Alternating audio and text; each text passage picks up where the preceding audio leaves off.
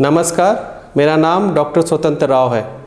मैं Narayana super speciality hospital Gurugram में consultant urology, euro oncology और किडनी ट्रांसप्लांट सर्जन के पद पर कार्यरत हूँ।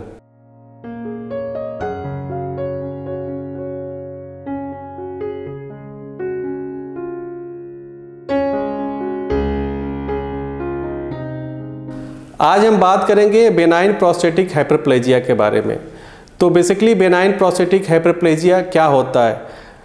Benign prostatic hyperplasia prostate gland का बेनाइन इलार्जमेंट यानी कि नॉन कैंसरस इलार्जमेंट होता है, जिसमें प्रोस्टेट ग्रंथि बढ़ जाती है, जिसकी वजह से मरीज को पेशाब करने में दिक्कतें आनी शुरू हो जाती है।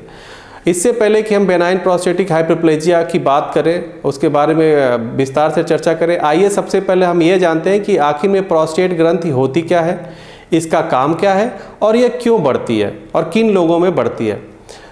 तो प्रोस्टेट ग्रंथि जो होती है वो पुरुषों में पाई जाती है।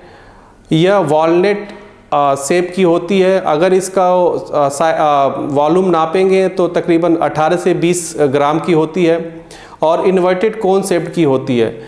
प्रोस्टेट ग्रंथि हमारी जो पेशाब की नली है, जिसका सबसे प्रॉक्सिमल पोर्शन, जिसे कि हम प्रोस्टेटिक यूरेथ्रा कहते हैं, जो पेशाब के थैले से कनेक्ट करती है, उस प्रोस्टेटिक यूरेथ्रा को यह चारों तरफ से घेरे रहता है। इसके 3 जोन्स होते हैं। सबसे अंदर वाला जोन्स को हम ट्रांजिशनल जोन बोलते हैं, उसके बाहर सेंट्रल जोन होता है तथा सबसे बाहर पेरिफेरल जोन होता है।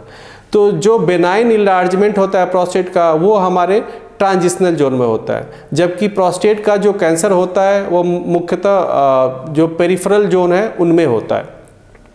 अब हम बात करेंगे कि आखिर में प्रोस्टेट ग्रंथि का रोल क्या है।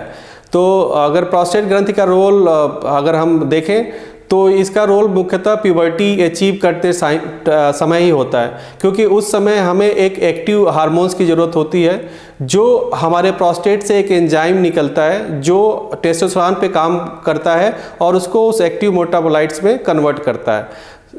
इस एक्टिव मेटाबोलाइट्स की ही वजह से हमें प्यूबर्टी अचीव होती है, जिसमें कि हमारे मूंछ, दाढ़ी, प्यूबिक हेयर्स और बाकी जो जेनेटिलिया हैं उनका डेवलपमेंट होता है।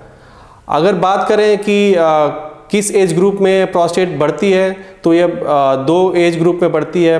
एक, जब हम प्यूबर्टी अचीव करने वाले होते हैं, जैसा कि मैंने बताया उस समय इसका क्या रोल होता है, और उसके बाद प्यूबर्टी अचीव करने के बाद इसका साइज स्टैटिक रहता है।